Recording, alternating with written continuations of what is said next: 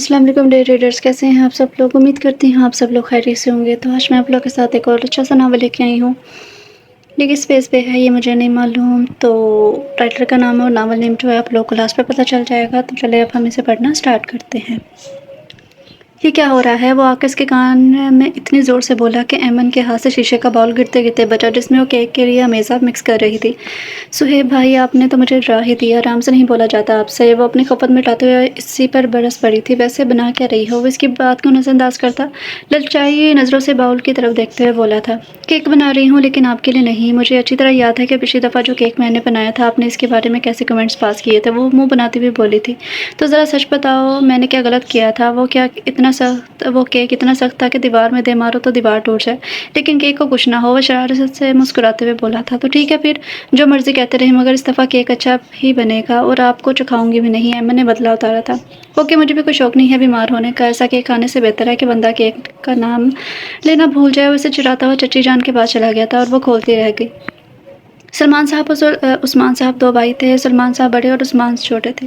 सलमान साहब और इनकी ज़ौजा ज़ुबैदा के 3 बच्चे थे। बड़ा बेटा शुएब जो कि एमए से फ़ारिग होकर अपने बाप और चचा के साथ बिज़नेस में आ गया था, और अब सबसे छोटा आजकल बीबीए छोटी निदा सेकंड ईयर की स्टूडेंट थी, जबकि उस्मान साहब और इनकी ज़ौजा सफ़िया बेगम की इकलौती बेटी ऐमन निदा के साथ ही सेकंड ईयर में थी। दोनों भाई का बिज़नेस इकट्ठा था। इनके वालिद साहब ने विरासत में इनके लिए कनाल का मकान छोड़ा था, जिसे डबल पोर्शन में बाद में नए तरह से बनवाया गया था। इस मकान का नक्शा ऐसा था कि पिछली तरफ राहदारी से एक ही रास्ता निकलता था जो किचन के पिछले दरवाजे से निकलता था, ताकि एक दूसरे की तरफ आसानी से आया जा सके। दोनों घरों में मिसाली प्यार था, बल्कि ऐमन तो ज़्यादातर अपने ताया जान के पोर्शन में ही पाई जाती थी। अच्छा आपा, अब मैं चलती हूँ, क्योंकि मैं काम कर रही थी और ये लड़की अपनी मनवा कर मुझे इधर ले आई। सफ़िया बेगम ने इजाज़त चाहते हुए कहा था। अच्छा ठीक है, लेकिन ऐमन अभी इधर ठहर जाती है, ज़ुबैदा बेगम ने मोहब्बत भरे लहजे में कहा, क्योंकि वो ऐमन को बहुत चाहती थी। इनकी बात सुनकर ऐमन ने दिल ही दिल में शुक्र अदा किया, क्योंकि इसका भी जाने का बिल्कुल भी मूड नहीं था। इधर इसकी अम्मी घर की तरफ गई और इधर वो बाकी का केक उठाकर झट से ऊपर सुहेब के कमरे की तरफ भागी थी। आ जाओ, दरवाजे पर दस्तक सुनकर सुहेब ने कहा था, और आवाज़ ऐसे जैसे कि अभी सोकर उठा हो। इसकी आवाज़ सुनकर ऐमन अंदर चली आई थी। मैंने सोचा कि थोड़ा सा केक आपको भी चखा दूँ, ताकि आपको एहसास हो जाए कि मैं कितना अच्छा केक बनाती हूँ। ऐमन ने अपने आने की वजह बताते हुए कहा था। रहने तो पहले ही सबकी तारीफ़ें सुनकर तसल्ली नहीं हुई क्या? इसने शरारत से कहा, हालांकि दिल तो चाह रहा था कि थोड़ा सा केक ज़रूर खाए। अच्छा, तो क्या आप जाग रहे थे? ऐमन ने पूछा। लाओ केक तो दो। इसने इसके सवाल का नज़रअंदाज करके झट से ऐमन के हाथ से केक ले लिया था। थोड़ा सा खाने के बाद वो ऐमन को चढ़ाते हुए बोला था, बस सो है, इतना अच्छा तो नहीं है। कहते ही इसने फिर एक और बाइट ले ली थी। मुझे पता है, इसलिए आपने आधे से ज़्यादा खा भी लिया है। ऐमन हंस पड़ी और सुहेब खोचल सा होकर मुस्कुरा दिया था। सफ़िया, ऐमन कहाँ है? उस्मान साहब ऑफिस से लौटे तो घर आते ही ऐमन के मुतालिक पूछा था। होगी कहाँ? इधर भाई साहब की तरफ ही होगी, उन्होंने मुस्कुराते हुए कहा था। इतनी दफ़ा इस लड़की से कहा है जब मैं घर पर आऊँ तो घर ही रहा करे, इसके बगैर इतनी खामोशी रहती है घर में। इनके लहजे में ऐमन के लिए हमेशा की तरह प्यार थी था। अच्छा, मैं इसे लेकर आता हूँ, फिर मिलकर खाना खाते हैं। उस्मान साहब सफ़िया बेगम से कहते हुए इधर चले गए थे। जो वहाँ पहुँचे तो इधर ज़ुबैदा बेगम के भाई जावेद आए हुए थे और ऐमन इनके पास बैठे किसी बात पर बेतहाशा हंस रही थी। सब देखो उस्मान साहब को गुस्सा आ गया। ऐमन घर चलो, उस्मान साहब ने इंतहाई गुस्से में कहा था। ऐमन के लहजे से सहम गई थी। अस्सलाम वालेकुम भाईजान, जावेद अंकल ने इन्हें देखकर सलाम किया था, मगर उन्होंने कोई जवाब न दिया और ऐमन को लेकर चल दिए। जावेद अंकल शर्मिंदा से हो गए थे, ताईजान भी अफसरदा से हो गए थे, जबकि सुहेब और ऐमन इस अचानक अवतार पर हैरान रह गए थे कि आखिर चचा जान को हो क्या गया है। ये चचा जान की कभी कभी समझ नहीं आती। कितनी दफ़ा तुम्हें कहा है कि जब भाभी जान के मेहमान आए हों इधर ना जाया करो, इधर ना इसे भेजा करो। घर आते ही वो सफ़िया बेगम पर चढ़ दौड़े थे। क्या? कौन आया था? मेरे तो इल्म में नहीं थी ये बात। वो हैरान सी होकर बोली थी। जावेद आया था। अब इतनी अनजान भी ना बनो। तुम तो चाहती ही यही हो कि तुम्हारा इन लोगों से मेल मिलाप हो। और अभी वो मज़ीद बोलते कि सफ़िया बोल पड़ी थी, उस्मान साहब खुदा के लिए खामोश हो जाएं। वो रुहासी होकर बोली थी। ऐमन हैरान परेशान सी खड़ी थी कि पापा कहना क्या चाह रहे हैं और आखिर किस बात पर इतना गुस्सा कर रहे हैं। ऐमन, तुम अपने कमरे में जाओ बेटा, अम्मी ने सुन खड़ी ऐमन को देखकर कहा था। फ्रेश हो जाए, मैं आपके लिए खाना लाती हूँ। उन्होंने उस्मान साहब से कहा, मुझे नहीं खाना। वो गुस्से से कहकर कमरे में चले गए थे और ऐमन अपने दिल में हज़ारों सवाली माँ की शक्ल देखती रह गई, जिनका चेहरा पीला सर्द हो रहा था। सारी रात ऐमन इसी बारे में सोचती रही, न जाने ऐसी क्या बात है जो पापा इस तरह से रिएक्ट कर रहे थे। यही सब सोचते हुए अमन कब नींद की वादियों में चली गई, इसे पता नहीं चला। अम्मी जान पापा की जावेद अंकल से क्या दुश्मनी है, जबकि वो इतने नाइस हैं। अगले दिन अमन ने कॉलेज से वापस आकर सवाल पूछ डाला था जो उसे कल से बेचैन किए हुए था। प्लीज़ अमन बेटा, मुझसे वो सवाल ना करो जिसका जवाब मेरे पास नहीं है, वो बेबसी से बोली थी। अमन इनकी बेबसी देखकर खामोश हो गई। चाची जान निदा की आवाज़ पर उनकी जान मत वजह हुई थी। आओ आओ निदा बेटा, कैसी हो? सफ़िया बेगम ने मुस्कुराते हुए पूछा था। ठीक हूँ, वो मैं इसलिए आई थी कि कल जावेद मामू आए थे, इनके बड़े बेटे फ़ाइक की शादी है, मेरी तो तैयारी भी नहीं है। और आपको पता है ना कि मैं अमन के मशवरे के बगैर कुछ भी नहीं करती, इसलिए इसे कहने आई हूँ कि मेरे साथ बाज़ार चले। निदा ने तफसील बताई थी। प्लीज़ निदा, माइंड मत करना, मैं तुम्हारे साथ बाज़ार नहीं जा सकती। तुम ऐसा करो कि सुहेब भाई के साथ चली जाओ। सफ़िया बेगम के जवाब देने से पहले ही अमन बोल पड़ी थी। मेरे साथ कहाँ जाने का जिक्र हो रहा है? इसी वक्त सुहेब भी वहाँ चला आया था। इसने अमन की आधी बात सुनी थी। सुहेब भाई असल में मैं अमन से कह रही थी कि मेरे साथ बाज़ार चलो, मगर इसने मना कर दिया और कहा कि आपके साथ चली जाऊँ। निदा ने वजह बताई थी। क्या हुआ अमन, तुम क्यों नहीं जा रही? इसने हैरानगी से पूछा। साहिबी भाई मेरे सर में दर्द है। इसने जानबूझकर बहाना बनाया था, हालांकि वो कल से पापा के रवैये की वजह से परेशान थी और इसे इस वक्त कुछ भी अच्छा नहीं लग रहा था। चलो मैं तुम्हें डॉक्टर के पास लेकर चलता हूँ। अमन क्या हुआ है यार? कॉलेज में तो तुमने तो कुछ नहीं बताया अपनी तबीयत की खराबी के बारे में। सुहेब और निदा दोनों परेशान से हो गए थे। अमन इन दोनों की मोहब्बत के आगे शर्मिंदा सी होगी। पेन किलर लूँगी तो ठीक हो जाऊँगी, परेशान होने की ज़रूरत नहीं है। अच्छा चलो फिर तुम रेस्ट करो, हम चलते हैं। निदा चलो निदा, फिर किसी दिन चली जाना बाजार। सुहेब ने इसका ख्याल करते हुए कहा था। क्या हुआ अमन, तुम क्यों नहीं जा रही? इसने हैरानगी से पूछा था। सहेबी भाई मेरे सर में दर्द है। इसने जानबूझ के बहाना बनाया। वो कल से अच्छा ये सारा रिपीट हुआ।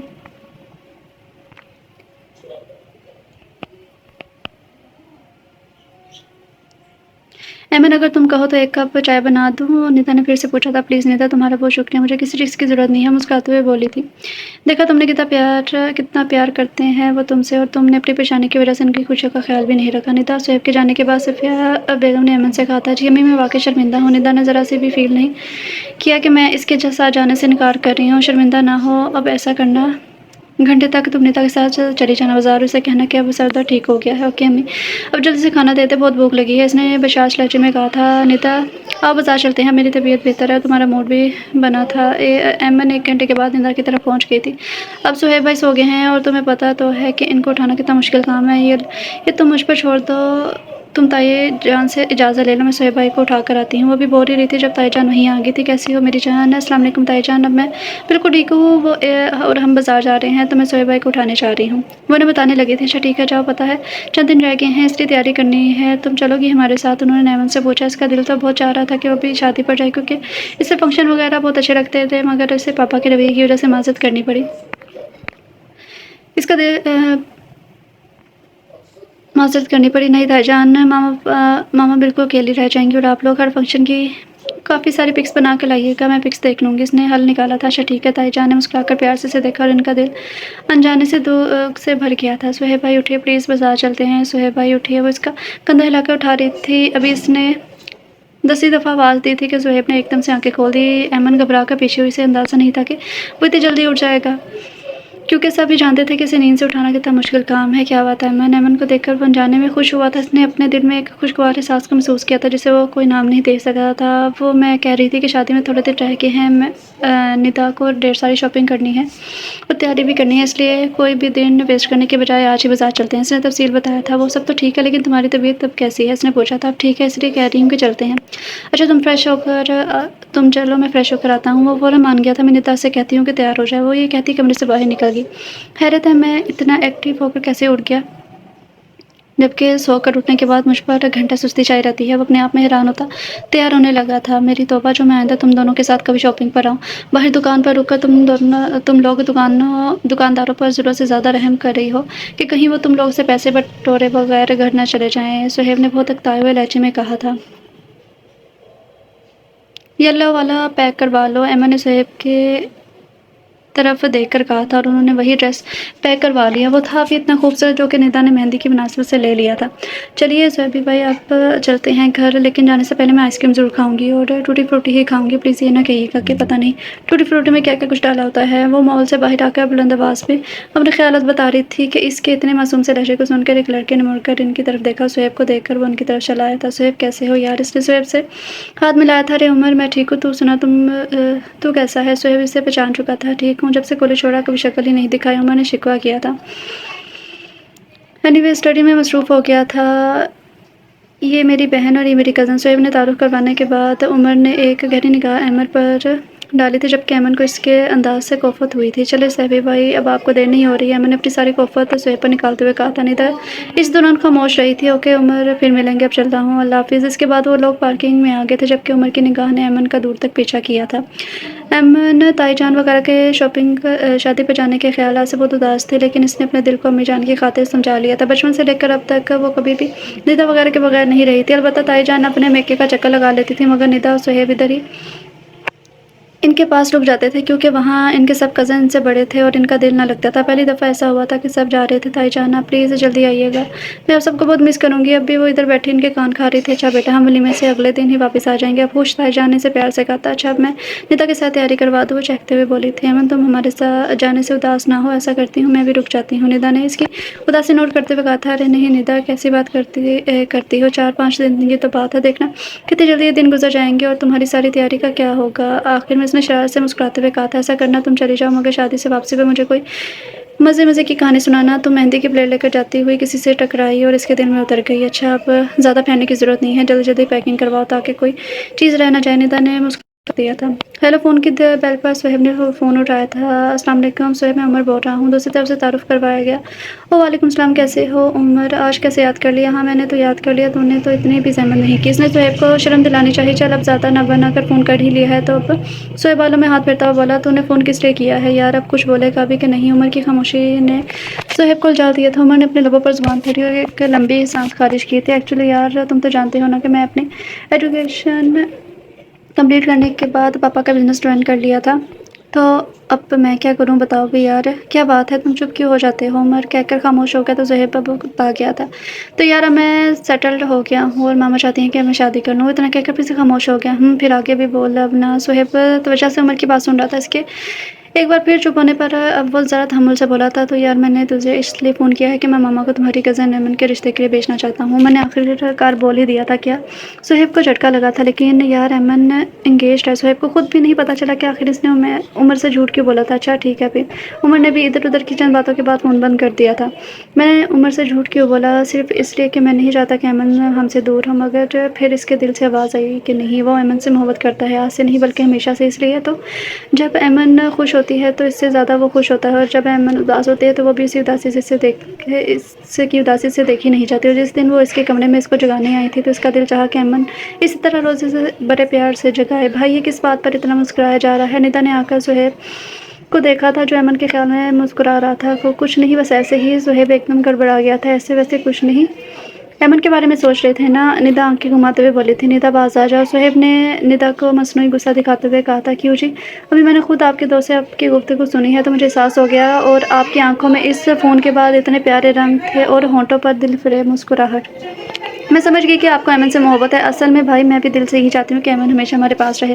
निदा ने तफसील बताई थी। वो तो हमेशा रहेगी, मगर तुम तो ज़रूर जाओगी अपने घर। इसने प्यार से निदा को छेड़ा था। भाई प्लीज़, निदा को शर्म आ गई थी। अच्छा ये बताएं, अब आप ये बात निदा को अमन को खुद बताएंगे या मैं बात करूँ। निदा ने मौजू बदला था। बीबीए क्लियर हो जाने के बाद इंशाल्लाह बात करेंगे, लेकिन अभी नहीं, मैं खुद बात करूँगा। शायद इतनी देर में हमारी अम्मा जान को शोएब भाई का ख्याल भी आ जाए। आखिर इनके बाद ही मेरा नंबर आएगा ना। किसके बाद किसका नंबर आएगा। इसकी बात के एंड पर ताईजान ने पूछा था। उन्होंने ज़ुहैब की बात के आखिरी अल्फाज ही सुने थे। अम्मी जान, मैं कॉलेज के रोल नंबर्स की बात कर रहा था। फाइनल सेमेस्टर होने वाले हैं, इसलिए इसने फ़ौरन बात बताई थी, वरना इसका पोल खुल जाना था। अच्छा बेटा, मैं ये कहने आई थी कि सुबह 9 बजे इंशाल्लाह हम लाहौर के लिए निकल जाएंगे। एक दफ़ा फिर अपनी पैकिंग वगैरह देख लो और फिर सो जाना, सुबह जल्दी उठना है। और ज़ुहैब, तुम्हारा उठना सबसे मुश्किल है, ये सोएंगे तो उठेंगे ना। निदा ने आहिस्ता से सरगोशी की थी, जो कि सिर्फ ज़ुहैब ही सुन पाया था। इसकी बात पर उसने निदा को घूरा। जी अम्मी जान, ठीक है। क्या बात है उस्मान साहब, आज आप अकेले नज़र आ रहे हैं। चौधरी जमील ने पूछा था। वो असल में भाई साहब के साले के बेटे की शादी है, इसलिए वो लाहौर गए हुए हैं। उन्होंने जवाब दिया। चौधरी जमील से इनकी अच्छी जान पहचान थी, इसलिए चौधरी जमील अक्सर इनसे ऑफिस मिलने आया करते थे। हाँ भाई, छोटा भाई जो बैठा बिजनेस चलाने के लिए जहाँ मर्जी सैर करे। वैसे उस्मान साहब वो तो चाहते भी यही हैं कि आप मेहनत करें, वो मुफ्त बैठ कर खाएँ। अब अपने बेटे को भी तो ले आए हैं ताकि वो भी बिज़नेस सीखे, यही बिज़नेस अलहदा से कर लें और आपसे ज़्यादा कमाएं, ताकि वो दोनों तरफ से फ़ायदे में रहें। बेटे का कमाया हुआ भी इनके घर और भाई के साथ शराकत दारी का भी इनके घर। बाप का तो कोई बेटा नहीं है जिसे आप मुकाबले पर लाएं। चौधरी साहब इट्स इनफ चौधरी साहब, मैं अपने ज़ाती मामलात में किसी की दखल-अंदाज़ी बर्दाश्त नहीं करता, अब आप जा सकते हैं। अभी जमील साहब कुछ और भी बोलते कि उस्मान साहब ने नहायत गुस्से से कहा था, ठीक है साहब, हम चलते हैं, मगर कहा तो आपके भले के लिए है ना। जाते-जाते भी चौधरी जमील बोलता हुआ ही गया था। असल में वो सलमान साहब से बहुत खार खाता था क्योंकि वो इन लोगों के साथ बिज़नेस में पार्टनरशिप करना चाहता था, मगर सलमान साहब नहीं माने क्योंकि इनका कहना था कि किसी के तीसरे बंदे के आने से बिज़नेस और पार्टनरशिप में बहुत फ़र्क पड़ेगा और उन्होंने इसे इनकार कर दिया था। चौधरी जमील तो कह के चला गया, मगर इसकी बाज़ बातें उस्मान साहब के दिल से ना निकल सकी क्योंकि शैतान का पसंदीदा अमल फितना फैलाना है और वो उस्मान साहब को बरगलाने में कामयाब हो गया था। ऐमन आज बहुत ज़्यादा खुश थी क्योंकि आज ताईजान वगैरह वापस आ रहे थे। ये तो वो जानती थी कि इसने ये 4-5 दिन किस तरह गुजारे। सफ़िया बेगम ऐमन को देखकर खुश भी हो रही थी और अफसरदा भी। इसके जहन में अजीब सोचें आ रही थी जिनको वो किसी के साथ शेयर भी नहीं कर सकती थी। ताईजान, मैं बहुत ज़्यादा खुश हूँ कि आप लोग वापस आ गए। ज़ुबैदा बेगम से लिपटी कह रही थी, जब ससुराल जाओगी तो फिर क्या करोगी? सफ़िया बेगम ने प्यार से कहा था, चाची जान, हम यहीं कहीं नज़दीक ही इसका ससुराल ढूंढ लेंगे। निदा ने मुस्कुराते हुए आंखों में इशारा लिया सुहेब की तरफ देखकर कहा तो वो गड़बड़ा गया था। चाचा जी जान, बहुत भूख लगी है, क्या पकाया है आपने? सुहेब ने खुद ही मौजू बदला था, बिरयानी, कौरमा, मीठे में फ्रूट राइफल, तुम्हारी पसंद का सब कुछ। ऐमन, चलो बेटा, सबके लिए खाना ले आओ। सफ़िया बेगम ने सुहेब को बताने के बाद आखिर में ऐमन को कहा था, आपा भाई साहब थोड़ी देर तो आराम करते, आते ही ऑफिस की तरफ चल दिए। सफ़िया बेगम ने कहा था, नहीं बिज़नेस के बगैर चैन कहाँ है, पता नहीं इतने दिन कैसे रह लिए। तुम फिर इधर आ गई हो, तुम्हें अपने घर में चैन नहीं है? ऐमन के आते ही सुहेब ने जानबूझ के से छेड़ा था, आपसे ज़्यादा ये मेरा घर है, माइंड इट।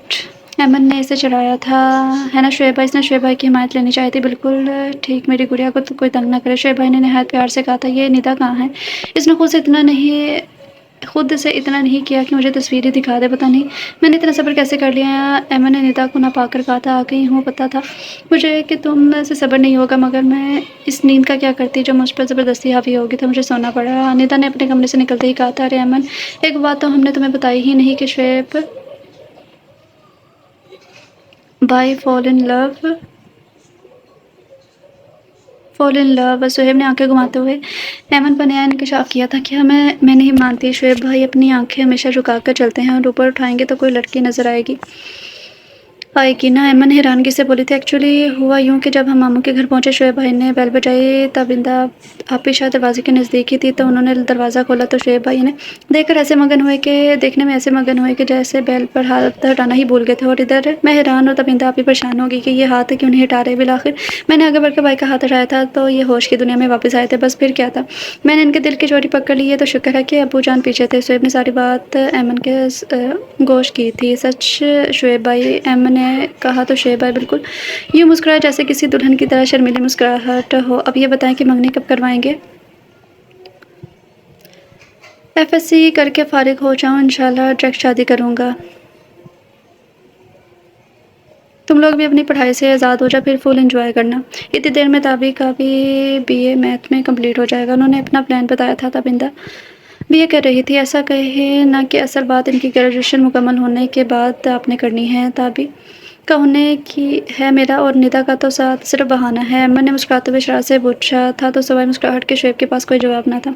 अच्छा, आप जल्दी से तस्वीरें दिखाएं, तो अब तो ज़्यादा बेचैनी हो रही है कि देखो हमारे शोबे भाई की पसंद कैसी है। मैंने बेताबी से कहा था, सच पूछूं तो बताऊं कि तुमसे बहुत शक्ल मिलती है इनकी। निदा ने जवाब दिया था और लैपटॉप से तस्वीरें दिखाने लगी थी। अमन एक एक करके सारी तस्वीरें देख रही थी और साथ साथ निदा से सारी शादी की रिदा भी सुन रही थी। वाकई तबिंदा आपी की शक्ल मुझसे काफ़ी ज़्यादा मिलती हैं। सारी तस्वीरें देखने के बाद अमन ने कहा था, ए लड़की, मुंह धोकर रखो, कहाँ इतनी प्यारी तबिंदा, फिर कहाँ तुम? शुएब ने इसे जानबूझ के छेड़ा था। अच्छा तो फिर ठीक है, अब मुझे अपनी कज़न ना कहना, उन्हें कहना मैं जा रही हूँ। ऐमन सच समझ कर गुस्से से चली गई थी। निदा शुएब इसे रोकते रह गई, मगर वो ना रुकी। शुएब बहुत गलत बात है, जाओ उसे जाके मना कर ला। शुएब भाई ने कहा था, कोई बात नहीं भाई, सुबह तक भूल जाएगी और फिर यहीं हमारे घर ही होगी।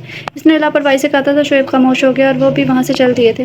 भाई मुझे समझ नहीं आती कि आप इसे इतना तंग क्यों करते हो? निदा ने शुएब से पूछा था। असल में गुस्से में वो और भी ज़्यादा प्यारी लगती है, इसने इशारे से कहा तो निदा मुस्कुरा दी। ऐमन घर आकर अपने कमरे में जाकर जी भर कर रोई थी। इसलिए नहीं कि इसने शुएब की बात का माइंड किया था, बल्कि वो तस्वीर देखकर बहुत ज़्यादा उदास हो गई थी। इसका दिल चाहा कि वो भी इस शादी वाले घर में होती, निदा और तबिंदा आपी की तरह हर रस्म का हर तस्वीर में नुमाया होती और गुड़िया की तरह दुल्हन बनी फिज़ा भाभी को तस्वीरों की बजाय हकीकत में ज़रूर देखती। काश ये लफ्ज़ काश इंसान को कितना मायूस कर देता है और इससे आगे आने वाली सोचों में मायूसी के सिवा कुछ नहीं होता और मायूसी कुफ़र है। इसलिए इंसान को हर हाल में अल्लाह ताला का शुक्र अदा करना चाहिए, क्योंकि ये अल्लाह की रज़ा और तक़सीम है कि वो जिसको जिस हाल में चाहे रखे, और वो अल्लाह जो हमारा रब है वो हमारे लिए कभी गलत फ़ैसला नहीं करता। ढेर सारा रोने के बाद अयमन को अम्मी जान ने के कहे गए अल्फ़ाज़ याद आए थे, तो उसने आंसू पोंछे दिल से अल्लाह से नाशुक्री की माफ़ी मांगी और रिलैक्स होकर सोने की कोशिश करने लगी।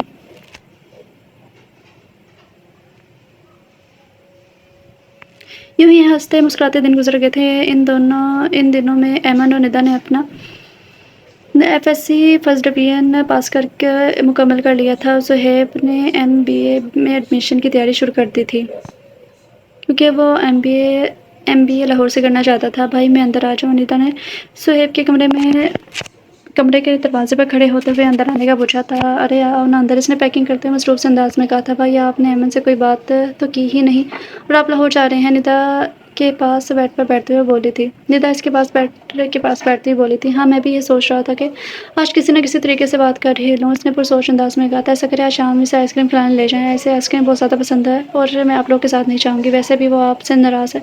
आप जो चीज़ से कहना इसे मनाने के लिए आइसक्रीम खिलाने के लिए लेकर जा रहा हूँ। निदा ने तफसील बताई थी। बड़ी समझदार हो गई हो, बड़ी-बड़ी बातें करने लगी हो।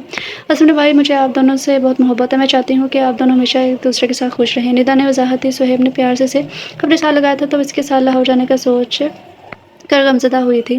अयमन आइसक्रीम खाने चले। शाम को उसके पास खड़ा पूछ रहा था, मुझे कोई शौक़ नहीं है आपके साथ जाने का। वो मुँह फुलाकर बोली थी, क्यों? सुहेब ने मसनूई हैरत से पूछा। खुद तो आप लाहौर जा रहे हैं, बाद में मेरा आइसक्रीम खाने को दिल चाहेगा तो कौन खिलाएगा? शोएब भाई तो बिज़नेस में फँस गए हैं, पापा को तो ऐसी बातें पसंद नहीं हैं। फिर उसने रूठे लहजे में कहा था, अच्छा ये बताओ कि तुम्हें गुस्सा मेरे लाहौर जाने पर है या बाद में आइसक्रीम ना खाने पर? सुहेब ने इसके गुस्से को एंजॉय करते हुए पूछा था, क्या आपका वहाँ पर जाकर एमबीए करना ज़रूरी है? आप यहाँ की यूनिवर्सिटी में भी तो पढ़ सकते हैं। अच्छा मेरे साथ चलो, रास्ते में सारी बातें बता दूँगा। मैं अम्मी से पूछ लूँ। अयमन ने कहा था, चाची को मैंने बता दिया है, मैं बाहर का इंतज़ार कर रहा हूँ, तुम जल्दी से चेंज करके आ जाओ। बल्कि रहने दो, यही ठीक है। सुहेब ने इस पर एक नज़र डालकर कहा था। निदा कहाँ है? और गाड़ी भी नहीं है। जब वो बाहर आई तो सुहेब अपनी बाइक पर बैठा इसी का इंतज़ार कर रहा था। निदा भी ना थी। उसने अयमन से पूछा था, निदा के सर में दर्द है, तुम अकेली थी इसलिए गाड़ी नहीं लेकर आया, बस अब तुम बैठो। उसने जल्दी मचाई थी। अयमन थोड़ी शीशो पंच के बाद बैठ गई थी। बेशक इनके दरमियान बहुत बेतकल्फ़ी थी, मगर ऐसा पहली बार हुआ था कि वो निदा के बगैर अकेले कहीं जा रही थी। हत्ता कि डॉक्टर के पास भी वो निदा को साथ ही लेकर जाती थी। और सुहेब ने बाइक आइसक्रीम पार्लर के सामने रोकी और अयमन को लिए अंदर आ गया। अयमन को बहुत अजीब लग रहा था निदा के बगैर। इन दोनों ने बैठकर अपनी पसंदीदा फ्लेवर मंगवाए थे। आज तुम्हारी बोलती क्यों बंद है? सुहेब ने अयमन की खामोशी से आइसक्रीम खाते देखकर पूछा था। मुझे निदा के बगैर कुछ अजीब सा महसूस हो रहा है। इसने सच्चाई बयान की थी। सुहेब ने एक नज़र अयमन के मासूम से चेहरे को देखा और एक लंबी सांस खारिज की थी। अयमन, असल में मुझे ना तुमसे ज़रूरी बात करनी थी, इसलिए निदा साथ नहीं आई। सुहेब के लहजे में ऐसा कुछ था कि अयमन के दिल की धड़कनें एकदम तेज़ हुई थी। कैसी बात? अयमन हिम्मत करके सिर्फ इतना ही बोल पाई थी। अयमन, वो तुम्हें मेरा वो दोस्त याद है जो इस दिन हमें शॉपिंग मॉल के बाहर मिला था? जी याद है। क्या हुआ इससे? अयमन ने इससे देखते हुए पूछा था। इससे तो कुछ नहीं हुआ, लेकिन इसकी कॉल आई थी मेरे पास। वो तुम्हारे रिश्ते के लिए कह रहा था, लेकिन मैंने मना कर दिया। अयमन जो खामोशी से इसकी बात सुन रही थी, एकदम सर उठाकर सुहेब की तरफ देखा था। जानती हो क्यों? इसकी इस वारिया नज़रों में देखते हुए वो आगे को होकर बैठा था। क्यों? अयमन के मुँह से बेख्तियार निकला था, तो इसके तजस्सुस से पूछने पर सुहेब हल्का सा मुस्कुरा दिया। वो इसलिए कि मैं नहीं चाहता कि अयमन, कि तुम हमसे दूर रहो। आसान लफ्ज़ों में, मैं खुद नहीं चाहता कि तुम मुझसे दूर जाओ।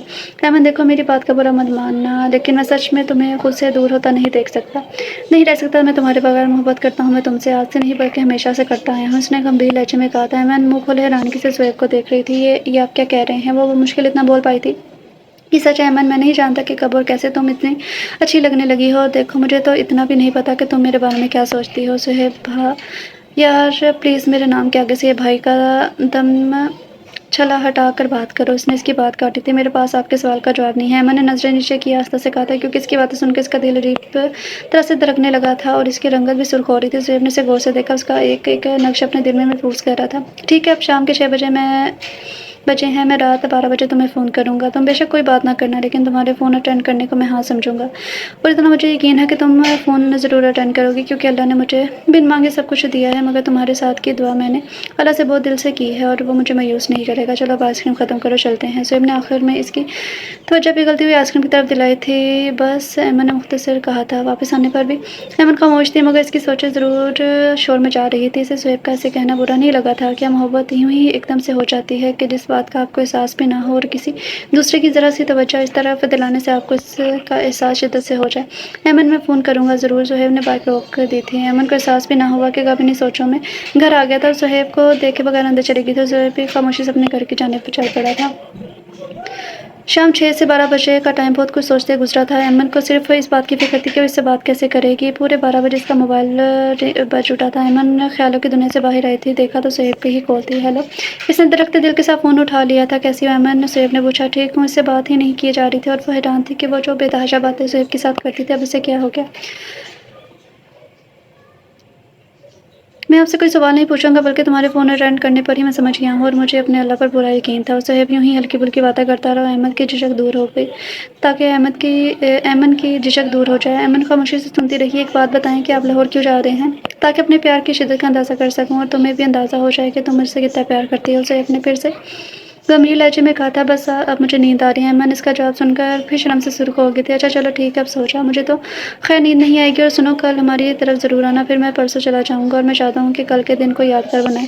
अब मैं ज़रा अनीता को बता दूँ मेरे से ज़्यादा बेकरार है क्या? अनीता को कैसे पता चला? इसने हैरानगी से पूछा था। बहन भाई का रिश्ता बहुत प्यारा होता है और बहनें बगैर बताए बहुत कुछ जान लेती हैं। सिर्फ के लहजे में अनीता के लिए मान था कि गुड नाइट अल्लाह हाफिज़ इसने कहकर फ़ोन बंद कर दिया।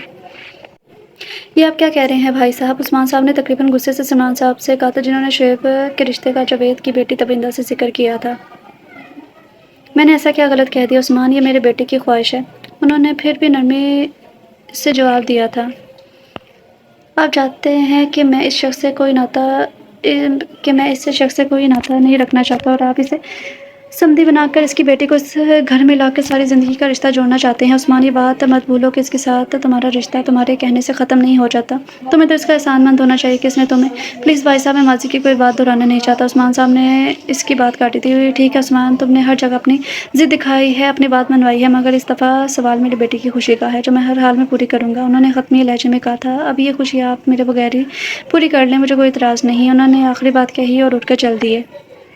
अस्सलाम वालेकुम ताया जान ताई जान। अयमन ने उन्हें देखते ही सलाम किया था। वालेकुम सलाम। पापा कहाँ हैं तुम्हारे? ताई जान ने जवाब देने के बाद पूछा था। अंदर हैं काफ़ी गुस्से में हैं। अभी उन्होंने खाना भी नहीं खाया। अयमन ने इनके रवैये के बारे में बताया था। अच्छा बेटा मैं बात करती हूँ तुम ऐसा करो किचन में जाकर चाय बना के लाओ।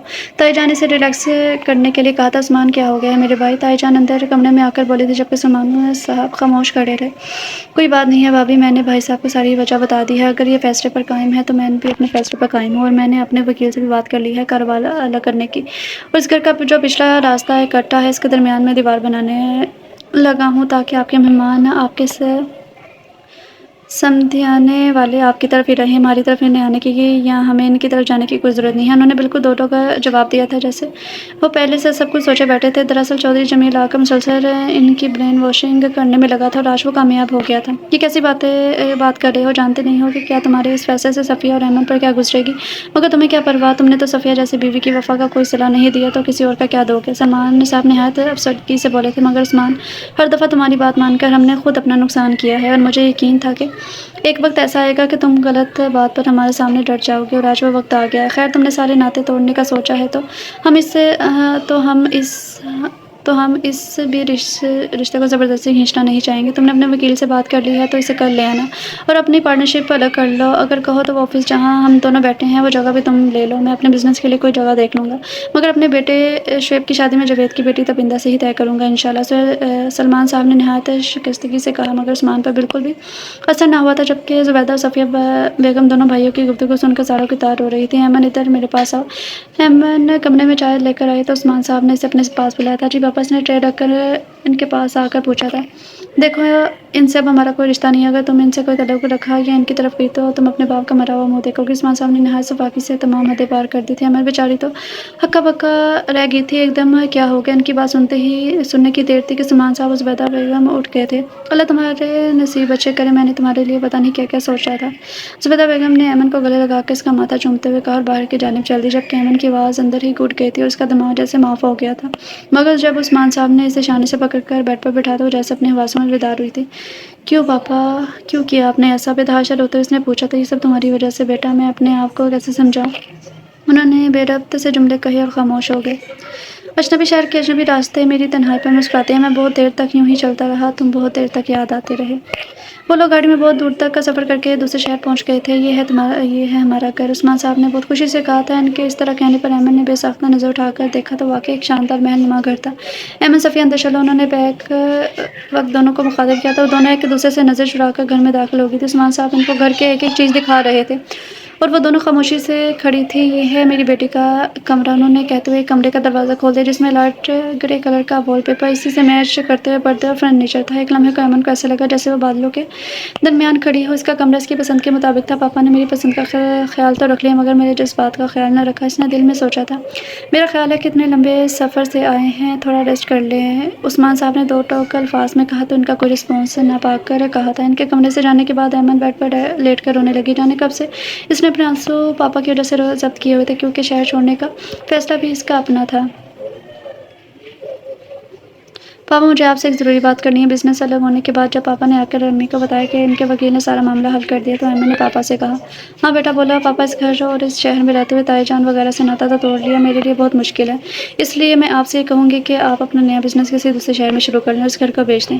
फिर शायद मुमकिन हो कि मैं इन्हें भुला दूँ। उसने नज़रें नीची करते हुए कहा था, ठीक है बेटा, मैं कोशिश करता हूँ। तकरीबन नीम रजामंदी से बोले थे, जबकि सफ़िया बेगम इस दिन के बाद बिल्कुल खामोश हो गई थी, जैसे इनके सारे मामले से इनका कोई ताल्लुक ना हो। और फिर पापा ने सब कुछ तय कर लिया। उन्होंने दूसरे शहर में अपने किसी दोस्त के साथ मिलकर बिज़नेस शुरू करने का फैसला कर लिया और एक घर भी ले लिया था। पापा प्लीज़, मैं एक दफ़ा ताई अम्मा से मिलना चाहती हूँ। जब वो उस घर को छोड़ रहे थे तो अम्मा ने इल्तिजाई लहजे में कहा था, अच्छा हम बाहर गाड़ी में इंतज़ार कर रहे हैं, तुम जल्दी से मिल आओ।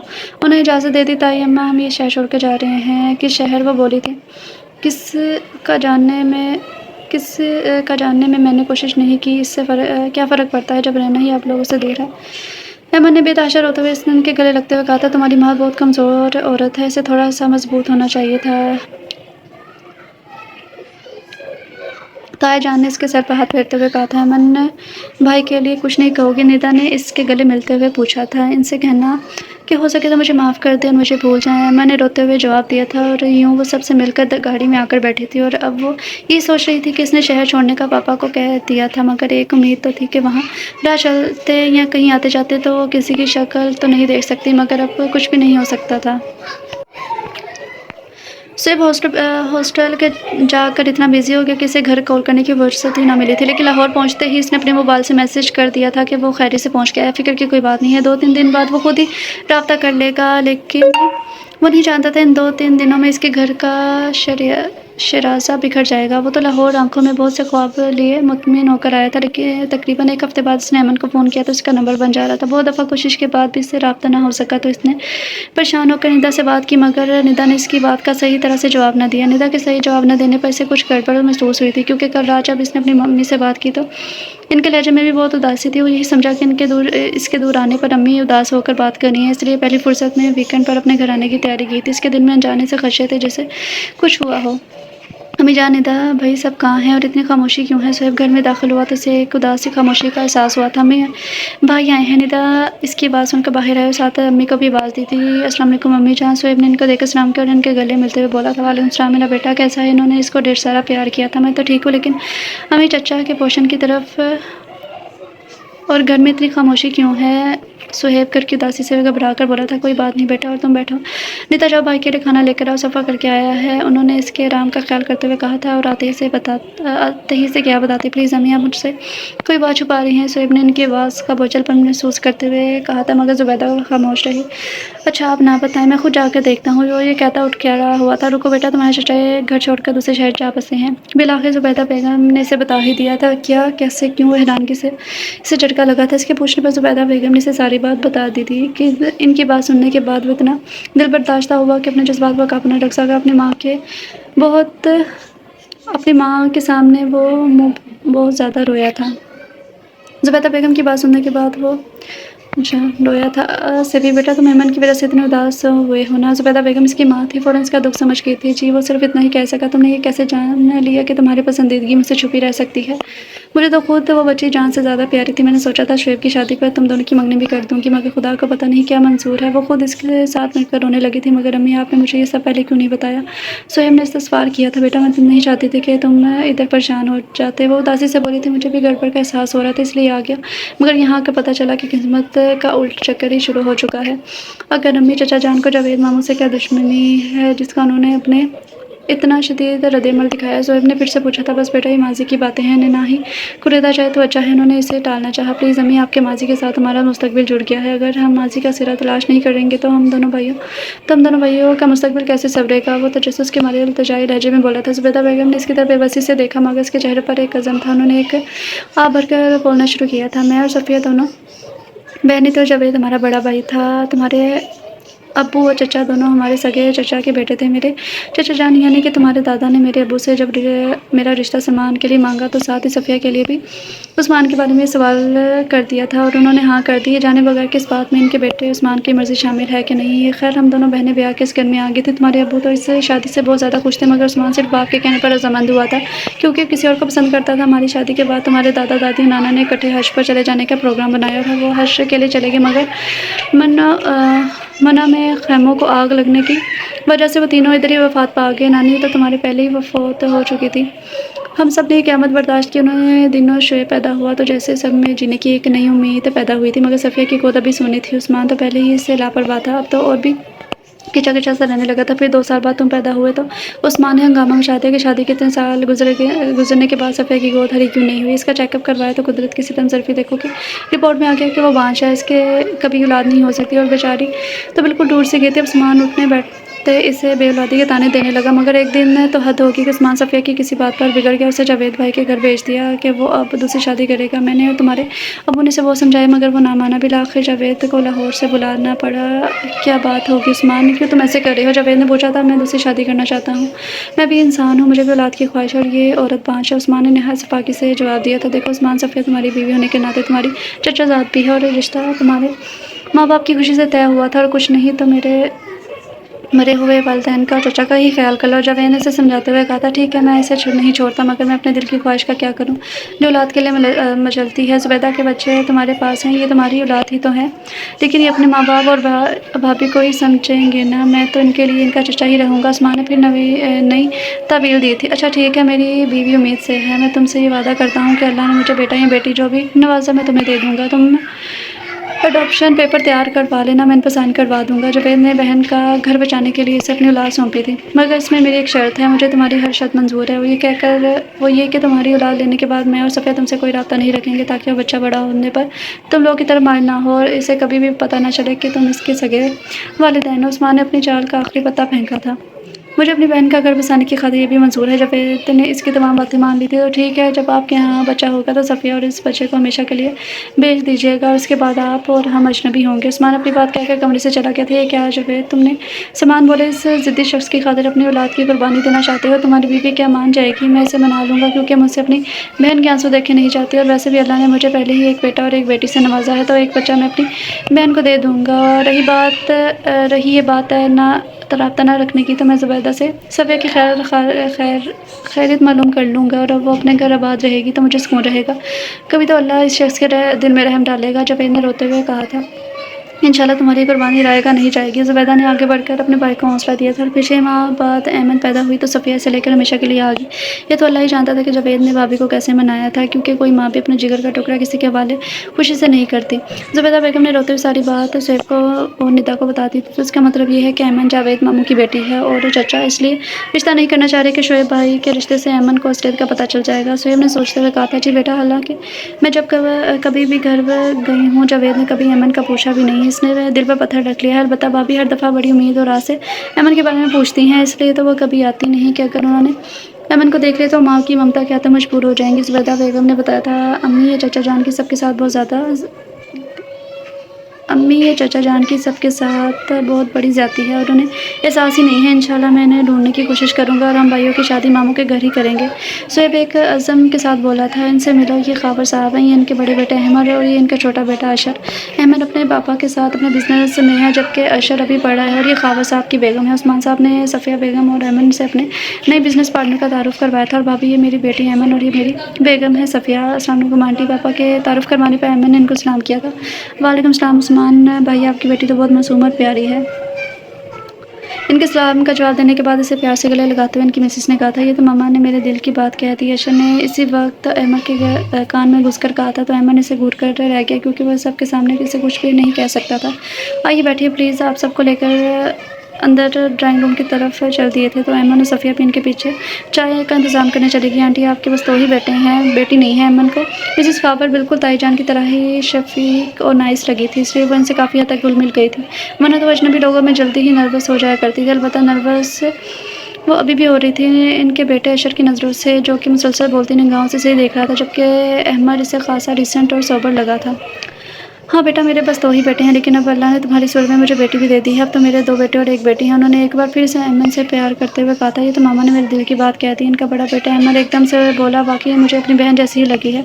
इसके ऐसे कहने पर अहमद ने इन दोनों को देखा तो इसे अशर की आंखों में गुस्सा और अहमद की आंखों में शरारत नजर आई थी, जबकि वो इन दोनों की नज़रों से उलझ गई थी। ये क्या है, कोई अपनी फेयरवेल पार्टी पर भी ब्लैक कलर के कपड़े पहन के जाता है? शुएब ने इन दोनों के कपड़े देखकर कहा था, क्या है शुएब भैया, आजकल ब्लैक कलर का इतना इन है, आप लड़कों को क्या पता है? मैंने इसके बार-बार कहने पर चिढ़ कर बोली थी, फैशन वगैरह का तो मुझे नहीं पता, अलबत्ता इतना पता है कि शो के लिए ये कलर चूज़ किया जाता है।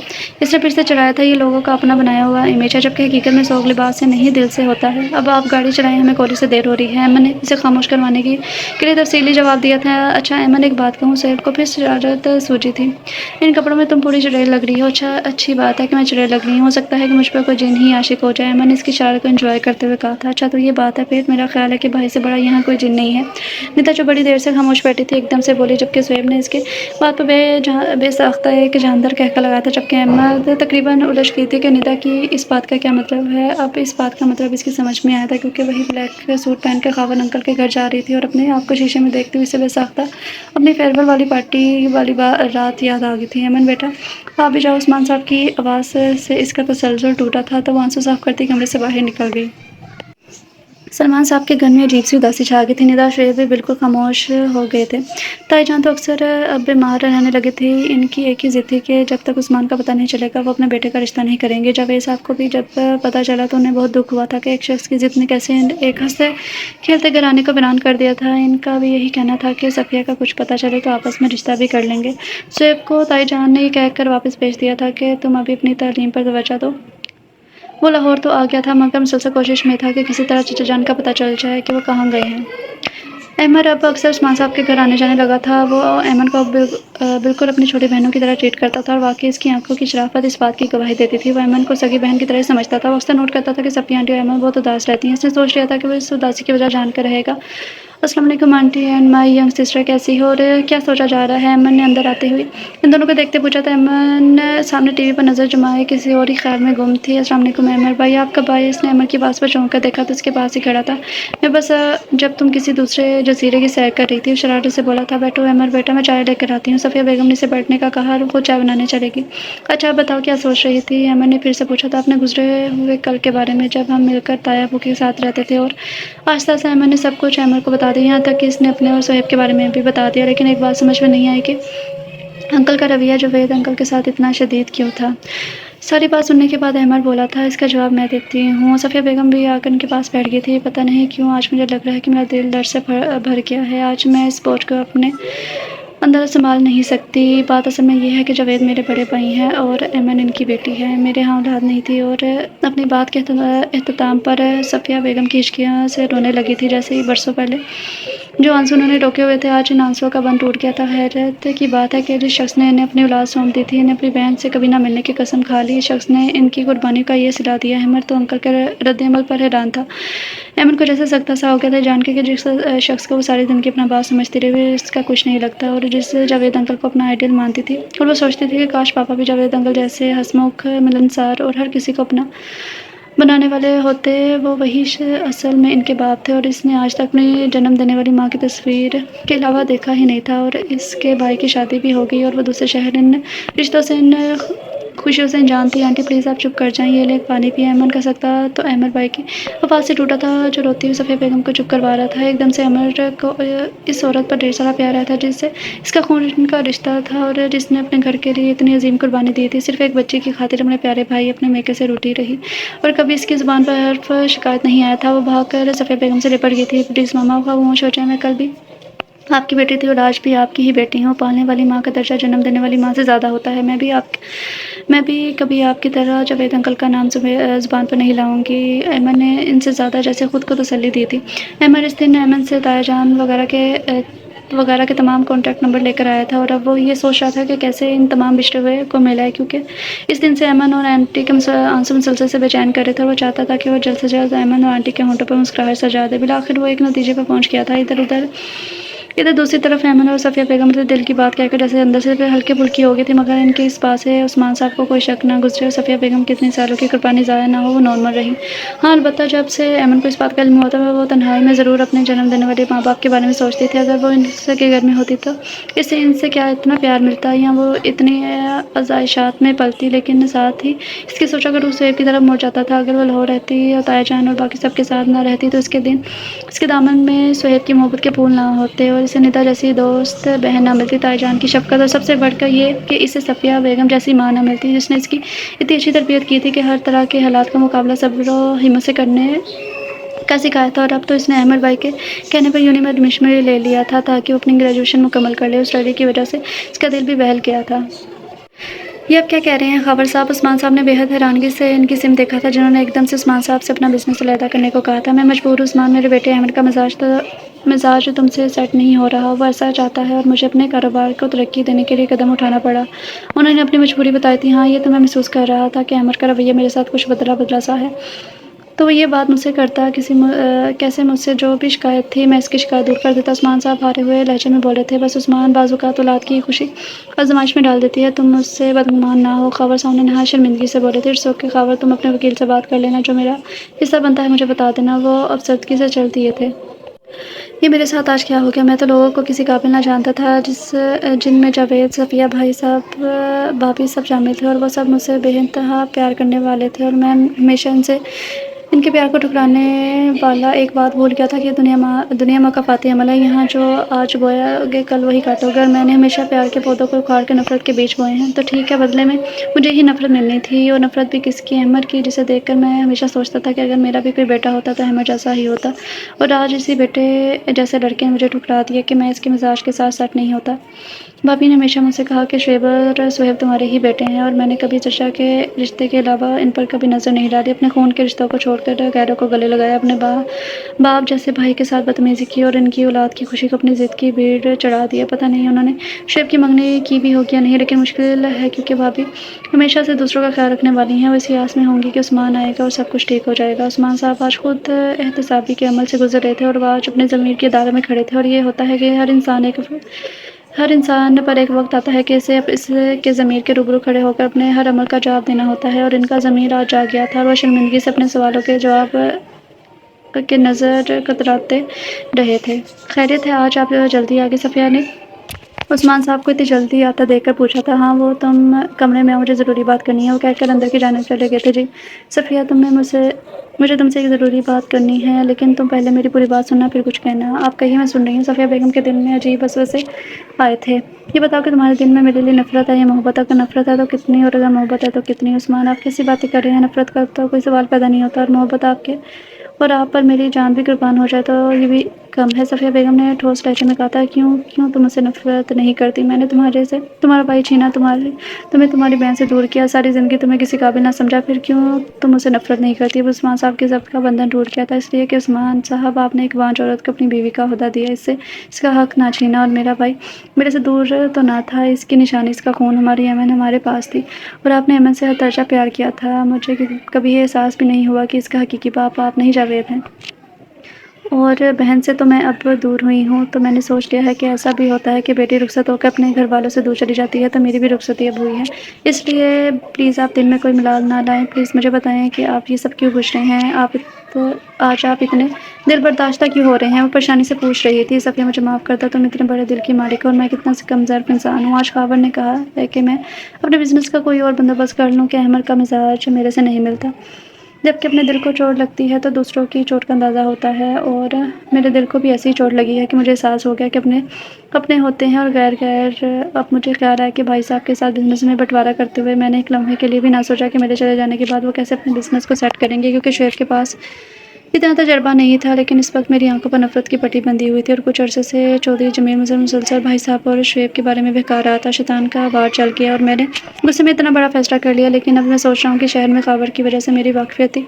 अब मुझे इस शहर में कौन पहचानेगा? मैं कौन-सा बिज़नेस शुरू करूँगा? अच्छा प्लीज़ आप दिल मत तोड़ें, अल्लाह बड़ा सबब बनाने वाला है। अगर एक दर बंद होता है तो 100 दर खुल जाते हैं। आप थोड़ी देर सो जाएँ। सफ़िया बेगम ने इनको तसल्ली देते हुए आराम का मशवरा दिया था। सोकर तो अब उठा हूँ सफ़िया, अब तो जागा हूँ मैं इस गफ़लत भरी ज़िंदगी से। वो फिर पछतावे के साथ बोले थे तो वो इन्हें देख कर रह गई थी। अमन को बुलाओ ज़रा। सफ़िया अमन को बुला कर लाई थी। जी पापा। अमन चंदा, मैंने ही तुम्हें कसम दी थी कि तुमने ताया अब्बा की फ़ैमिली से कोई रिश्ता नहीं रखना। आज मैं अपनी कसम ख़त्म करके तुमसे कहता हूँ कि इनको फ़ोन करो और भाई साहब से इजाज़त लेकर पूछो कि मैं इनके घर आ सकता हूँ कि नहीं। मानसू भरी आंखों से हारे हुए लहजे में बोले थे, पापा आप इतने अफसरदा क्यों हैं? इस तरह क्यों बात कर रहे हैं? क्या हुआ है? अमन एकदम तड़प गई थी। बस बेटा, तुम भाई साहब से पूछ तो दो, मेरी अफसरदी ख़त्म हो और मुझे करार आ जाए। जी पापा, मैं अभी फ़ोन करती हूँ। अमन तो शादी मरग की कैफ़ियत तारी हो गई थी। वो इस सारी बात से लाइम थी कि पापा में जो तब्दीली आई है इसकी वजह क्या है। सफ़िया बेगम ने भी इसे कुछ ना बताया था और वो तो खुद अमर के इस रवैये से हैरान थी और पता नहीं असल बात क्या थी। क्या बात है? कोई फ़ोन क्यों नहीं उठा रहा? कहीं वो लोग तो घर छोड़कर नहीं चले गए। वो कब से नंबर मिला रही थी मगर बेल जाने पर भी कोई फ़ोन नहीं उठा रहा था। मेरा ख़्याल है कि अमर भाई से पूछूँ कि उन्होंने ताया आपा का नंबर लिया था, इनका राब्ता हुआ कि नहीं। वो कुछ सोचते हुए अपने आप से बोली थी। इस तरह 2-3 दिन गुजर गए थे। उस्मान साहब की बेचैनी अपने भाई से मिलने के लिए बढ़ती जा रही थी। अमन भी इधर मुसलसल राब्ता करने की कोशिश में लगी हुई थी। शाम में अमन लाउंज में बैठी अपने ख्यालों में गुम थी कि डोरबेल की आवाज़ आई थी। इनकी इसकी सोचों का तसलसल टूटा तो मुलाजिम ने आकर इतला दी कि अहमद साहब आए हैं, आपसे मिलना चाहते हैं। डोरबेल की आवाज़ पर उस्मान साहब और सफ़िया बेगम भी लाउंज में आ गए थे। हाँ इसे बैठाओ, मैं आ रहा हूँ। अब आप ड्राइंग रूम में बैठें, साहब आ रहे हैं। रफ़ीक मुलाज़िम ने इसे बैठाया था। भाई साहब आप भी, ये मैं क्या देख रहा हूँ। 2 मिनट बाद जब उस्मान साहब ड्राइंग रूम में दाखिल हुए तो अहमद के साथ इन सबको देखकर हैरान रह गए। अमन भी इनकी तरफ ही आ रही थी कि अहमद भाई से मिल लेगी। वो भी पापा की बात सुनकर फ़ौरन अंदर आ गई थी। तो निदा, शुएब भाई, ताई जान अमर के साथ आए और बैठे थे। मुझे माफ़ करते भाई साहब, मैंने बहुत गलत किया। उस्मान साहब सलमान साहब के गले लगकर रोने लगे थे। अमन भी ताई जान के गले लगकर बेतहाशा रो रही थी। मेरी बहन कहाँ है? वो अमन को साथ लगाया बोली और वो टीवी लाउंज की तरफ आई तो सफ़िया भी इन्हें देखकर हैरान रह गई। मगर जब ज़ुबैदा ने बरके से गले लगाया फिर जैसे ज़ब्त का बंधन टूट गया था। बरसों के बिछड़े एक दूसरे से फिर मिल रहे थे। निदा और अहमद तो यूँ जुड़कर बैठ गई थी कि कहीं कोई फिर से इन्हें जुदा ना कर दें। अम्मी गुड़िया तुम चली जाओ। चली गई तो जैसे इस घर की सारी रौनक ही ख़त्म हो गई। शुएब भाई ने बड़े प्यार से कहा था, बस मैंने फ़ैसला कर लिया है कि ऐसा पक्का इंतज़ाम करूँगी, हमारी रौनक अब हमारे घर ही आ जाएगी। ज़ुबैदा बेगम ने इसका माथा चूमते हुए कहा था तो वो भी ब्लश कर गई। आपा शुएब क्यों नहीं आया? सफ़िया बेगम ने तो जैसे अमन की बात कह डाली थी। आज इसका लास्ट पेपर था इसलिए नहीं आया। उन्होंने सरसरी सा बताया तो अहमद समझ ना पाई कि वो आएगा या नहीं। अहमद तुम मुझे बताओ कि सब कैसे हुआ? तुम भाई साहब को कहाँ मिले? उस्मान साहब ने बुलाकर अहमद से पूछा जो सबको यूँ आपस में मिलता देखकर इत्मीनान से मुस्कुरा रहा था। बात यूँ है कि अंकल अब जब से अपना शहर छोड़ कर यहाँ आए तो डैड की ज़ुबानी मुझे पता चला कि आप अपने बड़े भाई से बिज़नेस एक्सपेंशन के बाद आए हैं। तो मैंने सोचा कि कोई ऐसी बात नहीं है, अक्सर ऐसा होता है। मगर मैं इस वक्त चौंका जब सलमान अंकल का मुझे ऑफिस फ़ोन आया था। मैं सलमान बोल रहा हूँ मुल्तान से। आप ख़ावर साहब हैं? नहीं जी, मैं इनका बड़ा बेटा अहमद बात कर रहा हूँ। आप फरमाइए। मैं समझा कि पापा के कोई क्लाइंट होंगे। वो असल में बेटा ख़ावर मेरे भाई उस्मान के दोस्त हैं और उस्मान हमसे नाराज़ होकर शहर छोड़कर चला आया है और अक्सर वो ख़ावर से फ़ोन पर बात करता है तो उस्मान मुझे कहता है कि भाई साहब ये शहर छोड़ें, छोटा शहर है। ख़ावर कहता है कि यहाँ का कारोबार काफ़ी बिज़ी है, वहीं चलकर अपना बिज़नेस सेट करते हैं। ये कहते हुए सलमान अंकल की आवाज़ भर आई थी। मैंने ये फ़ैसला कर लिया है कि इन दोनों भाइयों को मैंने फ़ैसला कर लिया कि इन दोनों भाइयों को हमने मिलाना है। फिर मैंने और पापा ने मिलकर ये प्लान बनाया था कि उस्मान अंकल को उनकी गलती का एहसास दिलाया जाए। और जब पापा ने मुझे 2-3 दिन पहले बताया कि इस दिन आप किस कदर आप सख्ती से ऑफ़िस छोड़ कर आए थे, तो मैं समझ गया था कि अंकल को अपनों की ज़रूरत है और प्लीज़ अंकल मुझे माफ़ कर दें कि मैंने आपका दिल दुखाया है। मैंने फ़ौरन उस्मान साहब से माफ़ी माँग ली थी। अरे बेटा, ये कैसी बातें कर रहे हो? तुमने ही तो हमारी रूठी हुई खुशियाँ मिला दी हैं। मैं पहले ही कहता था कि अहमद जैसा बेटा अल्लाह हर एक को नवाज़े। उन्होंने प्यार से अहमद को गले लगाते हुए कहा था। उस्मान साहब ने अहमद को प्यार से गले लगाया था। अंकल, कोई और भी है जिसने मेरा काम में मेरा साथ दिया है और वो आपका ही बेटा सुहेब है। अगर मेरा राब्ता सुहेब से ना होता तो मैं इतनी जल्दी ये काम ना कर सकता। अहमद ने मज़ीद बताया था। हाँ भाई साहब, अब सुहेब से कहिए कि जल्दी से आ जाए, इससे मैं बहुत ज़्यादा उदास हूँ। उस्मान साहब ने कहा था। यहाँ और कोई भी उदास है? निदा ने उस्मान साहब के कहने पर अहमद को टोका था। निदा, मार खाओगी अब मुझसे? अहमद ने निदा को घूरा था। हो, कोई इधर भी तो देखे। निदा ने अहमद के ब्लश होने पर फिर से शरारत से कहा। तो अहमद ने सर झुका लिया था। भाई साहब, हम एक अहम काम रह गया है कि मैं और आप अपने बेटे के लिए जब ऐसे रिश्ता लेने के लिए जाएंगे। अरे, तुम्हें ये कैसे पता चला कि अभी हमने रिश्ता पक्का नहीं किया? सलमान साहब शरारती मुस्कुराते लिए बोले थे। मैं जानता हूँ भाई साहब कि भाभी मेरे और सफ़िया के बगैर इस काम के लिए कभी भी नहीं मानी होंगी। और जुवेद भी इन्हीं का भाई है, इसने भी भाभी से कह दिया होगा कि उस्मान को नाराज़ ना करे। उन्होंने जो पुरयकीन लहजे में कहा था। सोफ़ी से सच कह रहे हो, उस्मान बिल्कुल ऐसा ही है। ज़ुबैदा बेगम ने इनकी तायीद की थी। बस भाभी, आप अच्छे लोग हैं, मैं ही कमज़ोर था। बस उस्मान, अब ज़्यादा शर्मिंदा होने की ज़रूरत नहीं है। जो किस्मत में लिखा होता है वो होकर आता है। ज़ुबैदा ने निसानी से कहा था। अमन बेटा, कुछ खाने पीने का इंतज़ाम करो। जी मामा। उसे हिलाते हुए निदा का हाथ पकड़कर बाहर आ गए। अमन की समझ में नहीं आ रहा था वो कैसे निदा से सुहेब के बारे में पूछे। अजीब झिझक महसूस हो रही थी। अमन, हाँ बोलो निदा, तुमने भाई को बुला दिया है? तुमने ऐसा क्यों सोचा? इसने उल्टा सवाल किया था। तुमने एक दफ़ा भी भाई के बारे में नहीं पूछा, इसलिए मुझे ऐसा लगा कि जैसे तुमने भाई को बुला दिया है। वह सच बताना निदा, मेरा बचपन साथ है गुजरा है। तुम जानती हो कि मैं सरसरी सा भी किसी से मिलूँ तो इसका नाम और चेहरा कभी नहीं भूलती। तो क्या मैं सुहेब को भूल पाऊँगी? असल में मेरे दिल में एक धड़का सा था कि कहीं सुहेब पापा की वजह से गुस्से में ना हो। इसका गुस्सा भी तो ऐसा है। अमन ने इसको वजह बताई थी। नहीं अमन, जब तुम्हारे चले जाने के बाद भाई को पता चला तो वह एकदम रो दिए थे और इस वक्त से मुसलसल कोशिश में थे कि कहीं से आप लोगों का पता चल जाए। तुम्हारे प्यार ने उन्हें बहुत बदल दिया है। फिर किस्मत ने अहमद भाई को हमसे मिलवा दिया, तो आज ये खुशनसीब दिन हमारी ज़िंदगी में आया है। निदा ने मुकम्मल वजाहत दी थी। प्लीज़ निदा, तुम अहमद भाई को भाई तो ना कहो, शरारती लहजे में बोली थी। हैं तो फिर क्या कहूँ? निदा ने नहायत हैरान होकर देखा था। असल में मैं जब भी अहमद भाई को देखती हूँ तो ये सोचती हूँ कि ये निदा के लिए ही बने हैं, क्योंकि तुम बहुत प्यारी सी हो और अहमद भाई बहुत केयरिंग है। तुम दोनों का कपल ज़बरदस्त होगा। मैंने मुस्कुराते हुए कहा था। दिमाग ख़राब है तुम्हारा? पहले अपना मामला तो क्लियर कर लो, फिर अपना मैरिज ब्यूरो खोल लेना। वो रिश्ता करवाने वाली मासी बन जाना, बहुत सूट करोगी तुम मासी बनकर। निदा चटका बोली थी। भाई, ये हमारी बहनों को मासी की बोला जा रहा है। इसी वक्त अहमद किचन में आए और पूछने लग गए थे। नीरा तो इस सिचुएशन पर गड़बड़ा गई थी कि वो क्या वजाहत दे। अहमद इसका रिश्ता तय कर रही थी। वो एकदम पजल सी होकर बाहर निकल गई। इसे क्या हुआ? वो फिर से हैरान होते मुस्कुराते हुए अहमद को देखकर बोले थे। कुछ नहीं अहमद भाई, अहमद ने मुस्कुराते हुए जवाब दिया था। यकीन मानो अहमद, मैं आप लोगों को फिर से एक साथ देखकर मुझे बहुत खुशी हो रही है। अहमद ने पुरजोश लहजे में कहा था। मुझे समझ नहीं आ रहा कि आपका शुक्रिया मैं किस तरह अदा करूँ। अहमद ने सर्दगी से कहा। बस एक प्यारी सी स्माइल देकर। अहमद मुस्कुराते हुए बोला। तो अहमद ने मुस्कुरा दी तो चाय का ट्रे उठाए ड्राइंग रूम में आगे, जहाँ सब चाय के इंतजार में थे। अहमद भी इसके पीछे चला आया था और सब बहुत ज़्यादा खुश थे। सब चाय पी चुके थे। अब अहमद ने इजाज़त चाहिए। सलमान साहब ने इसे बैठने का कहा, मगर वो कहकर चला गया कि इसे बहुत से काम है, इससे कि डैड भी इसके इंतज़ार में है। वो सबसे खुदा हाफिज़ कहकर चल दिया था। सलमान साहब और उस्मान साहब ने इसे जाते हुए कह दिया था कि अब की बार जब आए तो सबको साथ लेकर आए। निदा, अगली बार सबके साथ जब अहमद भाई आएंगे तो तुम्हारी बात भी कर लेनी चाहिए इन लोगों से, ताकि मुझे भी इंजॉय करने का मौका मिले। अहमद के जाने के बाद अहमद ने निदा से शरारती लहजे में इसके कान में सरगोशी की थी। निदा अहमद की बात पर छप सी गई थी। हाँ तो उस्मान, क्या सोचा है फिर तुमने? किस तरह से सब अरेंज करना है? मतलब वापस मुल्तान जाने का क्या इरादा है? भाई साहब, मैं तो कहता हूँ आप यहीं बिज़नेस सेट कर लें। मुल्तान के मुकाबले में फैसलाबाद बड़ा शहर है, यहाँ बिज़नेस का स्कोप भी ज़्यादा है। उस्मान साहब ने राय पेश की थी। सोचता हूँ उस्मान, इस बारे में फिर देखते हैं क्या करना है।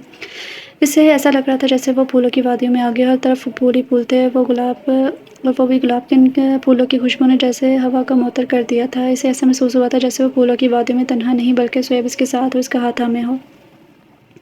हैप्पी बर्थडे टू यू का म्यूज़िक इसके कानों में गूंजा था, साथ इसकी आँख खुल गई थी। उठते ही इसने देखा कि कमरे में जगह-जगह गुलाब के फूलों के बुके पड़े हुए थे। इसने हैरान होकर निदा को इधर-उधर ढूँढा, क्योंकि वो रात वो इकट्ठी सोई थी और वो कहीं भी नहीं थी। अभी वो उठकर दरवाज़े की तरफ जा रही थी कि निदा से पूछे कि ये बुके कहाँ से आए हैं, कि एकदम सोएब कमरे में आके और अमन को तो जैसे पलकें झपकाना ही भूल गई थी। किसी ख्वाब की ताबीर इतनी जल्दी पूरी हो जाती है। इसने दिल में सोचा था, क्या मैं इतना हसीन लग रहा हूँ कि तुम मुझे पलकें झपके बगैर ही देखते जा रही हो। सोएब ने शरारती लहजे में साथ ही अमन की निगाहें शर्म से झुक गई थी। मुझे मिस किया था? सोएब ने इसका हाथ पकड़ते हुए धीमे लहजे में पूछा था। अमन की इसके सवाल पर दिल की धड़कनें बेकाबू हुई थी। जी इसने आहिस्ता आवाज़ में कहा, मुझसे नहीं पूछोगी कि मैंने तुम्हें कितना याद किया, आप खुद ही बता दे। वह उसने निगाहें नीचे किए हुए बोली थी, इतना याद कि अपने आप को भी भूल गया।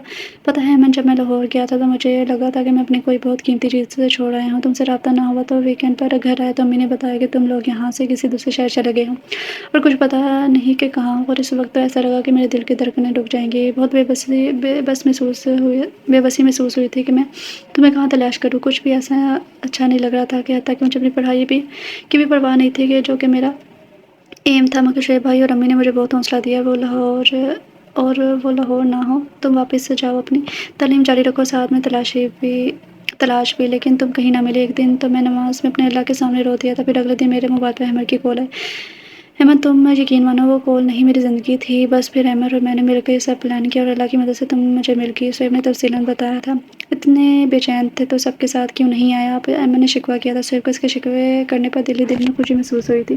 तुमने भी तो निदा से मेरे बारे में नहीं पूछा। सोएब ने उल्टा सवाल किया था। मुझे लगा आप मुझसे नाराज़ हैं, इसलिए मेरी हिम्मत नहीं हुई पूछने की। मैं तुमसे नाराज़ कभी नहीं हो सकता। तुमने सोच भी कैसे लिया, और इस सब में भला तुम्हारा क्या कसूर? मुलाकात का वक्त ख़त्म होता है, नीचे से बुला रहे हैं। अभी अमन इसके जवाब देती कि निदा ने अंदर आते हुए शरारती लहजे में कहा था, रुक जाओ, अभी तुम्हें तो मुझे बर्थडे भी विश करनी है। सोएब ने निदा से कहा था, भाई बर्थडे शाम को विश कर लेना। वैसे भी शाम को हमने अमन की बर्थडे की खुशी में एक ग्रैंड पार्टी रखी है। निदा ये कहते हुए अंदर की जानिब आ गई तो अमन ने फ़ौरन अपना हाथ छुड़वाना चाहा था, मगर सोएब ने इसका हाथ मजबूती से पकड़ लिया। ये हाथ मैंने छोड़ने के लिए नहीं पकड़ा। सोएब की बात पर निदा ने बेसाख्ता कहकर लगाया था, जो कि अमन का सर शर्म से मजीद झुक गया था। अमन की बर्थडे इस के लिए बहुत यादगार रहने वाली थी, क्योंकि शाम को जावेद साहब और उनकी पूरी फैमिली उनके घर आ गई थी।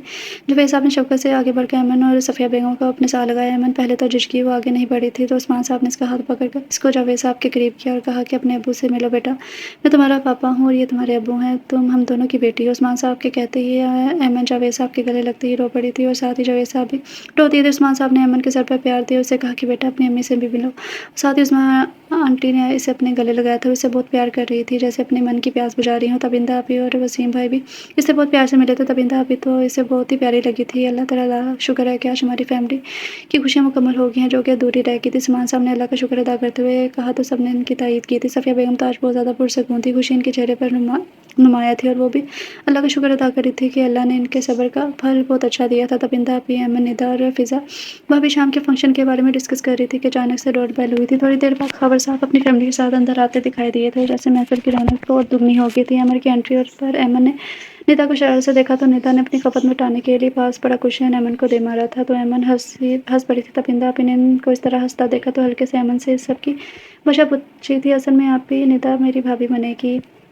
अमन ने शरारत से आंख दबाते कहा, मैं तुम्हारी भाभी बनूं या ना बनूं, तुम दोनों मेरी भाभी ज़रूर बनोगी। निदा ने चिढ़कर कहा, तो पीछे खड़े शोएब ने बावाज़ बुलंद आवाज़ में कहा था, आमीन कहा था। तबिंदा आपी ने किचन की तरफ दौड़ लगा दी। तबिंदा आपी की सरकत पर शोएब भाई समेत अमन और निदा ने कहका लगाया था। इनके ऐसे हंसने पर सब इनकी जानिब मुतवज्जा हुए थे। अहमद और शोएब कब से दरवाजे पर कान लगाए खड़े थे, जहाँ अंदर कमरे में सब बड़ों की मीटिंग चल रही थी। भाभी इनसे पूछे कि यहाँ क्या कर रहे हैं। अमन ने फ़िज़ा भाभी से कहा। भाभी भी बड़े आराम से इनसे पूछने चली गई थी, और वापस आकर हंसते हुए बताने लगी कि वो कह रहे हैं कि हम अपनी शादी के मुताबिक गुफ्तगू सुन रहे हैं। तो उनके जवाब पर तबिंदा आपी ने बेसाख्ता बोली, उफ़ अल्लाह, इतनी बेताबी तो और क्या, आप शोएब भाई को ही देख लें कैसे एक कोने में वसीम भाई के साथ आराम से बैठे हैं। अमन ने भी इसकी तारीद की थी। अभी वो ये बातें कर रही थी कि अचानक कमरे का दरवाज़ा खुला, तो शोएब और अहमद ने दौड़ लगा दी थी। सलमान साहब ने बहुत हैरानगी से दोनों को देखा था। जान समेत वो तीनों मर्द हजरात बाहर चल दिए थे। जुबैदा बेगम बाहर आई तो उनके साथ उज़मा, सफ़िया और मिसिज़ खावर भी थी। मिसिज़ खावर आगे बढ़ी और उन्होंने निदा के माथे पर प्यार दिया था, तो निदा हक्का बक्का रह गई। सभी लड़के वहाँ मौजूद थे। सुनो लड़के लड़कियों, एक ज़रूरी ऐलान सुनो। आज शाम अमन की बर्थडे पार्टी नहीं, बल्कि उन्होंने सस्पेंस फैलाते हुए बल्कि पर जोर दिया था, बल्कि तुम सबकी मंगनी की एक छोटी सी रस्म है। शोएब की तबिंदा से, ज़ोहेब की अमन से और अहमद की निदा से मंगनी की रस्म है। निदा से तो आँखें नहीं उठाई जा रही थी और अमर इसकी हालत को एंजॉय कर रहा था। चलो लड़कियों अब ऊपर चली जाओ तो तुम्हारा पर्दा शुरू हो गया है। इनसे ताईजान के कहने की देर थी। सब लड़कियों ने ऊपर की तरफ दौड़ लगा दी और मैं सीढ़ियों में ही निगरानी के लिए बैठी हूँ। तुम लड़कों में से कोई भी ऊपर नहीं जाएगा। ताईजान ने इनकी इस सिचुएशन को एंजॉय करते हुए जानबूझकर कहा था। इनके आंगन में तो आज ऐसे चांद उतर आया था। तबिंदा, पीएमएन और निदा तो जैसे परियां लग रही थी, मगर वो तीनों भी किसी रियासत के शहजादों से कम नहीं लग रहे थे। बहुत सी दुआओं के हिसाब में मंगनी का छोटा सा फंक्शन हुआ। तय ये पाया था कि शोएब और तबिंदा की शादी 2 माह बाद थी, जबकि अमन और निदा की शादी इनकी स्टडी कंप्लीट होने के बाद तय पाएगी। आखिर में सलमान साहब ने दुआएं खैर भी करवाई थी। या अल्लाह, इस खानदान में यूं ही हमेशा प्यार मोहब्बत और ये चाहत के रिश्ते यूं ही कायम रखना। शोएब के सबसे ऊंचा आमीन कहने पर सब मुस्कुरा दिए थे। ख़त्म शुद। सो डियर रीडर्स, कैसा लगा आपको ये नावल? उम्मीद करती हूँ कि आप सबको ये नावल पसंद आया होगा। तो इस नावल का नाम था कि चाहत के रिश्ते और इसकी राइटर हैं यमुना अहमद। नावल अच्छा था, इससे पढ़ के आप बोर नहीं हो सकते, इतना तो मैं कह सकती हूँ। तो आप लोग कमेंट में ज़रूर बताइएगा कि आपको नावल कैसा लगा। तो मिलते हैं कल न्यू नावल के साथ। तब तक के लिए अपना ख्याल रखें, खुश रहें। अल्लाह हाफ़िज़।